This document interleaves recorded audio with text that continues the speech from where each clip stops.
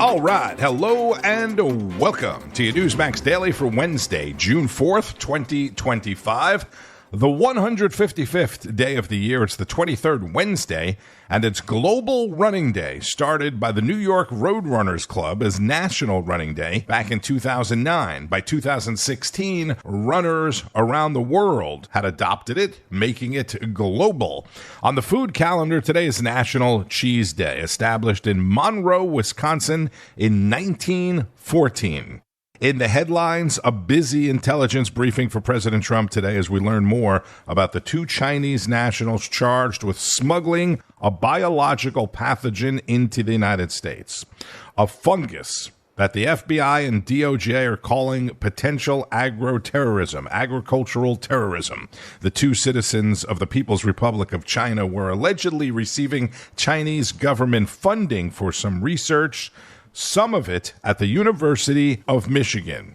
They initially told Customs they didn't know how the fungus got into their suitcase, but later admitted that it was theirs. Again, we'll be hearing a lot more about this today.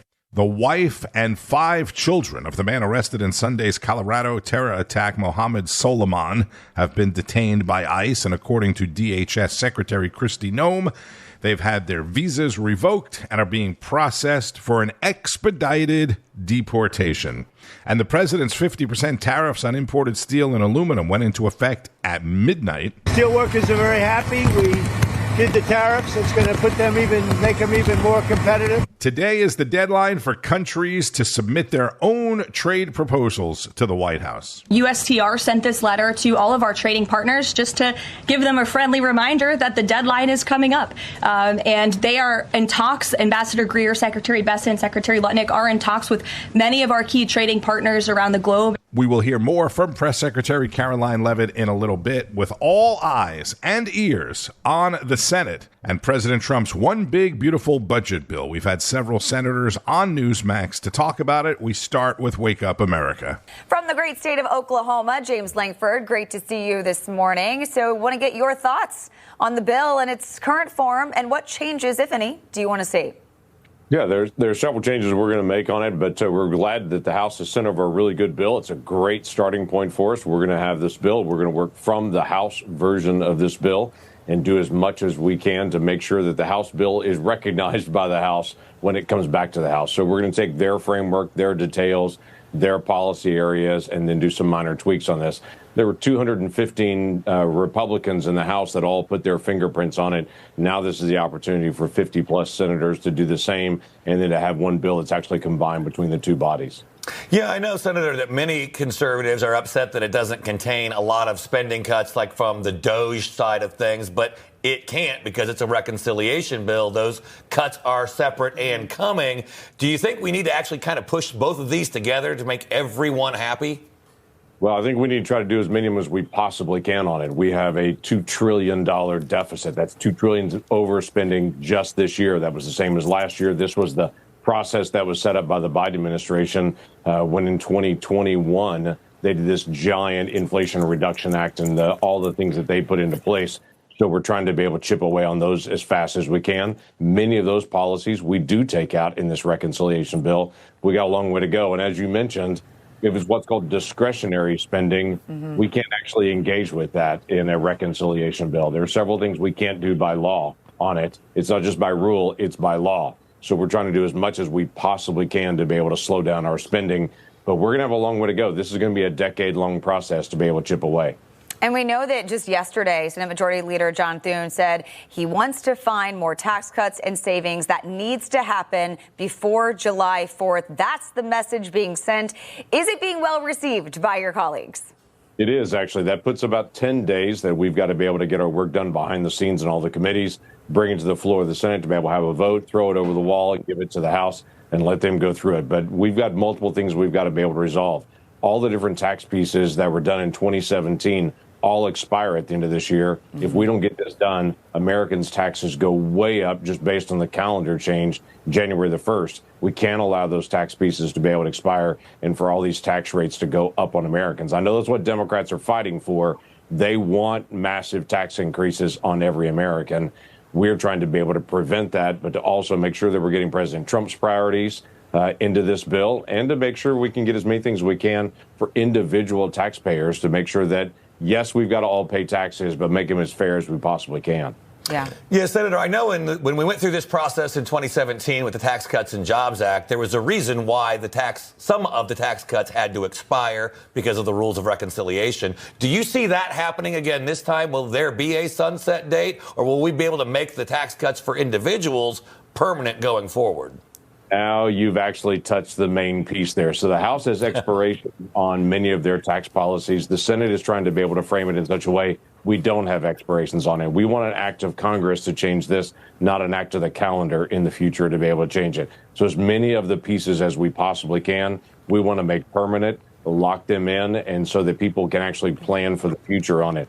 Oklahoma Senator James Lankford on Wake Up America with Charlotte McBride and Mark Lauder. For a different take, let's go to Rob Schmitt, who spoke with Kentucky Senator Rand Paul, who is a bit more critical of the bill.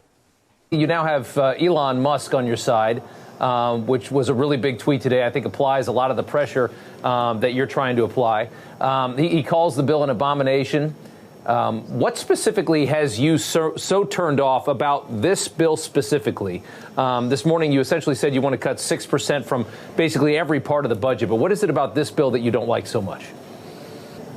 Well, let's start with what I like about the bill. What I like about the bill are the tax cuts. I voted for them in 2017. I wish they were permanent, and that's a big part of the bill. And if that's all that the bill was, I'm not a yes, a hell yes. I'm all in for that.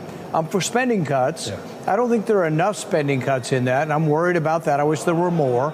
But I still would support the tax cuts and some spending cuts if they weren't forcing conservatives to vote to raise the debt ceiling $5 trillion.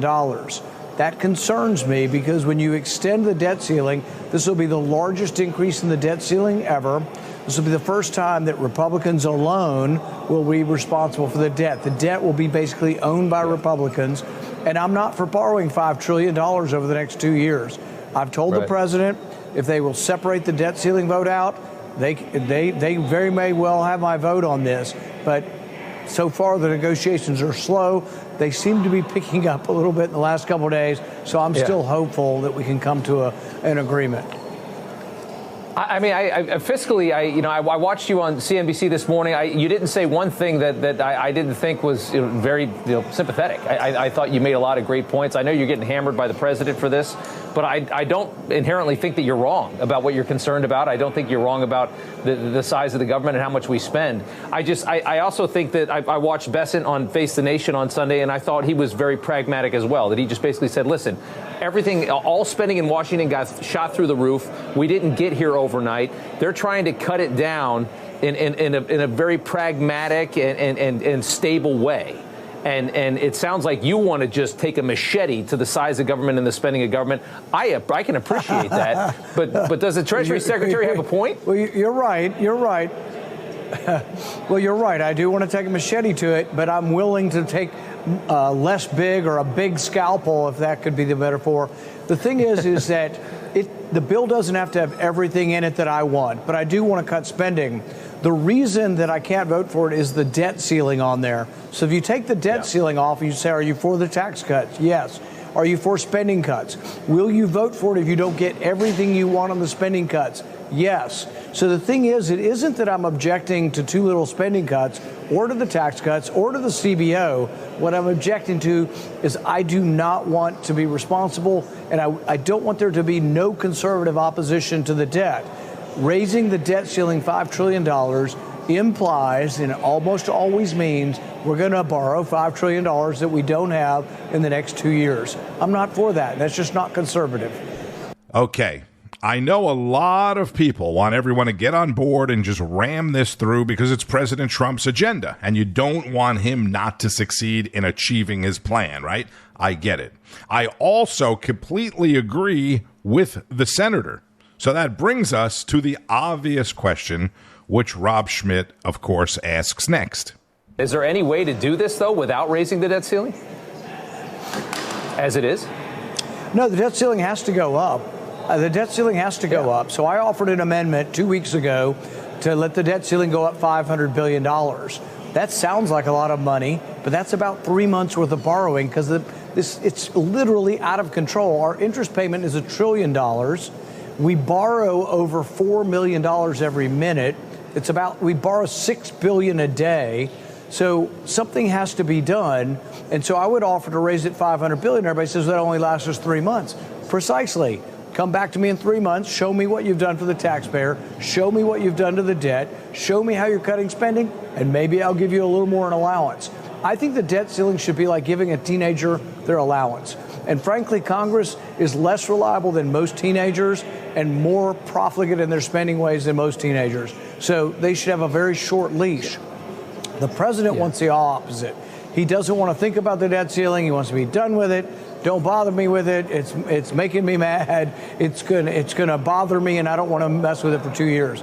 I would mess with it every day. I would mess with it at the minimum 3 months, 6 months, because it is the leverage that you can use to say, have you done your job? You promised me, not the president, I'm talking about congressional leadership here. Has congressional leadership kept their promise to cut spending? If so, I'll let you borrow a little bit more money. How about 3 more months? But they have not deserved our trust. They are not typically honest about the decisions up here. And so they do not deserve $5 trillion worth of borrowing. Kentucky Senator Rand Paul on Rob Schmitt tonight. Like it or not, he is right on all of it. Congress can't be trusted. They haven't proved to be responsible, and they don't deserve $5 trillion. Can you argue with any of that? We borrow $4 million a minute. Get up from your desk, get a cup of coffee, come back. Oh, there's $4 million, or maybe $8 million. Why would anybody in the country not be rooting for us to make this make the debt less onerous, make the spending less? This is what conservatives have always been for. Doesn't mean we're against the president. I'm trying to help the president. He says he wants to balance the budget. I'm trying to help the president. There you go. Kentucky Senator, fiscal conservative Rand Paul on Rob Schmitt tonight, last night. At the open of that segment, Rob mentioned Elon Musk's criticism of the bill, which the left and the mainstream media is all over today. Back to White House Press Secretary Caroline Leavitt in the White House press briefing. How mad do you think President Trump is going to be when he finds out that Elon Musk said, "I'm sorry, but I just can't stand it anymore. This massive, outrageous, pork-filled congressional spending bill is a disgusting abomination.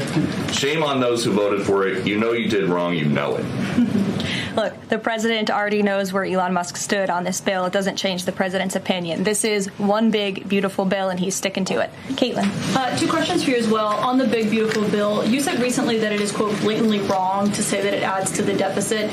You essentially said that an estimate from the Congressional Budget Office and other scorekeepers you believe are wrong. But Republicans like Ron Johnson and Rand Paul disagree. They are saying that it will add to the deficit. That is their concern. Is the White House's position that those 2 Republican senators are, quote, blatantly wrong? It is. Those senators, it's not news that they disagree with this president on policy, and the president has vocally called them out for it and for their not having their facts together. I would add the Congressional Budget Office has been historically wrong. In fact, they predicted the Trump tax cuts from the president's first term in 2017. Their prediction was wrong by $500 billion. Those tax cuts had nearly $500 billion more of revenue than the Congressional Budget Office scored. And I would also point out, I don't think many people know this, there hasn't been a single staffer in the entire Congressional Budget Office that has contributed to a Republican since the year 2000. But guess what? There have been many staffers within the Congressional Budget Office who have contributed to Democrat candidates and politicians every single cycle since. So unfortunately, this is an institution in our country that has become partisan and political, and we are very confident in our own economic analyses of this bill. There is $1.6 trillion in savings, and our Office of Management and Budget Director, Russ Vought, is a fiscal hawk. He is well known in this city for being a well-respected fiscal hawk. He has tools at his disposal to produce even more savings. And as you know, the White House will be sending our rescissions package to Capitol Hill today. Press Secretary Caroline Leavitt in Tuesday's press briefing. This is the top Democrat in the House, Hakeem Jeffries of New York. The GOP tax scam is a disgusting abomination. Every single Republican who voted for the one big, ugly bill should be ashamed of themselves. Oh, Obama Nation. Not Obama Nation, but Obama Nation, what she stole from Elon. That's what Elon said. And listening to Jeffries is like nails on a chalkboard to me now. For more on Elon Musk's time in the White House, the Democrats, and those weak Republicans, we go to the Chris Salcedo Show. The Uniparty, or the America Last coalition, is united. Sadly, they are united against us. On Friday, I noted how the GOP, when they are in the minority, they claim they are helpless. When we gave them the House and control the purse strings, they claimed they were helpless to stop Senate and White House Democrats. Then we gave them the House, the Senate, and the White House. Now they claim they're still helpless because they don't have a 60-vote threshold in the U.S. Senate. But then it hit me. The Democrats had just as thin of margins and were able to unleash hell on the United States of America. How? Well, if you look at the voting records, Democrats rarely vote with Republicans, but an alarming number of Republicans will always betray their voters and their professed ideals to vote with Democrats. The GOP never calls out their betrayers because it's politics, don't you know? In contrast, Elon Musk had one goal, not to eliminate government, but to streamline it, make it harder for the abuse of taxpayer dollars. He undertook this mission with no partisanship or rancor. Just looking at the numbers and the corruption, what he found was a fat federal government that had grown beyond the consent of the governed, enriching cronies, foreign enemies, and terrorists, instead of that money going to the purpose it should have been dedicated to, the American people. Thank you, Elon Musk. That's my focus in today's preamble. Elon Musk laid it all out there, took time away from his businesses, savaged by dishonest leftists, his dealerships torched and destroyed, and at the end of the day, certain key Republicans showed their love and devotion for socialist Democrats and big corrupt government by doing nothing to remedy the massive abuses uncovered by Musk. The Babylon Bee put it best with a headline that will make you laugh and probably make you wince too. Quote, Elon Musk leaves job of making government more efficient for much easier job of sending humans to Mars. End quote. Gotta love the bee. And in that one satirical headline, we have it shown that even the richest man in the world was no match for a government that has sold out its people to corruption and decadence. So thank you, Elon Musk, for what you tried to do. My hope is our people, the only ones who can really do anything about this nest of vipers we call government, I hope they decide we need to take things from here. That's Chris Salcedo, host of the Chris Salcedo Show, 4 p.m. Eastern, only on Newsmax. Yesterday, I got a DM from a longtime listener, Tony Limo Guy in Florida. Not Tony the Limo Guy, but Tony Limo Guy, like that's his last name. Anyway, he was asking why I don't mention the Chris Salcedo Show more often. So there you go. And you can always reach out at radio_Marino on X. We're going to wrap it up with an incident out of L.A. that sounds like a bad movie, but it's real. In a world of Democrats. There's an interesting story out of L.A. where staging fake attacks isn't just limited to Jussie Smollett out in Chicago.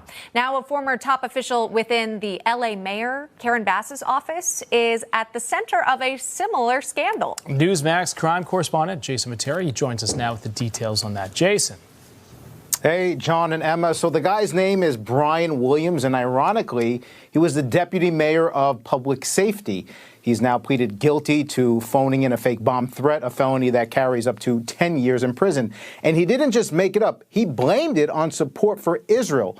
All this as Colorado deals with an actual firebombing that targeted Jews. The saga began during a city hall meeting on October 3rd, 2024, just days before the one-year mark of Hamas's October 7th massacre. That's when Deputy Mayor Brian Williams interrupted the session with an urgent claim. Someone had called his city-issued phone, enraged over LA's support for Israel, and said a bomb had been planted inside of City Hall. Williams had stoked even more political fear, telling his fellow government officials the threat should be taken seriously because it fell around a Jewish holiday. Panic ensued. Officers flooded the building. A full sweep was launched, but there was no bomb, no suspect, just chaos, confusion, and City Hall employees on edge. Trying to assist investigators, Williams handed over his phone, showing a mysterious call from a blocked number. Police had no leads at first. According to the plea deal obtained by Newsmax, that call didn't come from some random Angelino upset with pro-Israel sentiment. It came from Williams himself, using Google Voice to trigger the whole charade. Eventually, the LAPD handed the case off to the FBI, and the feds raided his Pasadena home in December. At the time, Williams maintained his innocence, his attorney saying that he would vigorously fight the allegations. And now there is a plea deal in place, but no public arrest, no mugshot, no media frenzy. Just another scandal quietly absorbed by a Karen Bass administration, all too comfortable with failure. And as if this mess couldn't get any worse, John and Emma, Brian Williams was on administrative leave while the wildfires were ripping through California. That matters because as Deputy Mayor of Public Safety, he oversaw the fire department and was MIA during a major crisis. To top it off, he reportedly is still eligible to collect a taxpayer-funded pension, even though he could serve up to 10 years for setting off a fake bomb scare, which seems totally on brand for LA politics. Wow. That's incredible. This is just bizarre. What is happening there? Even so, he tried to conceal his true voice. Is that right, Jason? We're seeing sort of technology being implemented in some of these cases? Yeah, he used Google Voice to call. He used his Google Voice number to call his city-issued phone, and then he contacts the mayor and everyone else and says, "Hey, we got a bomb threat because of our supposed support for Israel." But he got busted. Yep. But he still can collect his pension. That's the crazy part. That is the craziest part of the whole unbelievable story. And after using city resources, putting lives at risk, fabricating a threat about anti-Semitism of all things, Deputy Mayor Brian Williams, no relation to the real Brian Williams, who also made up stories, but this guy is still going to get a pension? Are you kidding me? Thank you, Jason Matera, for that report. That is completely unacceptable. If Governor Newsom wants to start making some new friends, he should come down hard on Brian Williams. And let's go to New York, where the Diddy sex trafficking trial continues in New York City, and a retrial for Slimeball former movie producer Harvey Weinstein's rape and criminal sex charges case is happening today as well. Weinstein was convicted back in 2020, you probably remember, but it was somehow overturned on an appeal. In downtown New York, on Wall Street, stock markets started the third trading day of the new month in the red, just slightly lower after back-to-back positive sessions to start off the new month. And contrary to recent media reports, the Federal Reserve Bank of Atlanta is predicting a huge spike in GDP after only 4 months of Trump policies, saying they expect GDP to grow from 3.8% to 4.6%, which would basically be off the charts. Like, typically it would grow from 3.8 to 3.9, maybe 4%, but 7/8% would be off the charts. Bitcoin and other cryptocurrencies slightly lower this morning as well. Bitcoin down about $1,000, just under 105,000 at the time of this recording. And in sports, Game 1 of the NHL Stanley Cup Finals is tonight in Canada. The Edmonton Oilers taking on the defending champion Florida Panthers for the second year in a row, with Edmonton trying to avenge last year's loss. The Panthers looking to make history by winning back-to-back Stanley Cups, as their rival Tampa Bay Lightning did in 2020 and 2021. And somehow the United States, even though there's only a few American players on the team, but an American team versus a Canadian team feels like it has more meaning this year. The NBA Finals between the Indiana Pacers and the Oklahoma City Thunder gets underway tomorrow night in OKC. And speaking of sports, did you see MSNBC's executives are blaming Circle Back Psaki's low ratings on the NBA and the NHL playoffs? They moved Jen Psaki into Rachel Maddow's slot on the nights that Maddow doesn't work, which is still unbelievable to me, but the ratings plummeted. They said one of the reasons that the ratings plummeted was because of the sports playoffs going on the same time that Jen Psaki was on the air. All right, be sure to keep up with all of today's events and breaking news throughout the day on Newsmax, N2, and at Newsmax.com. Make sure you're streaming on Newsmax Plus so you get all of your favorite shows, hosts, and expert analysis. It all starts each and every morning with Wake Up America. I'm Tony Marino. Enjoy the rest of your Wednesday. Be safe and keep on fighting the good fight. News breaks every minute, every day. You need the app, the Newsmax app. Find it free on your smartphone store. Then watch us anytime, anywhere. Information. Truth is freedom. Is Newsmax. It's real news for real people.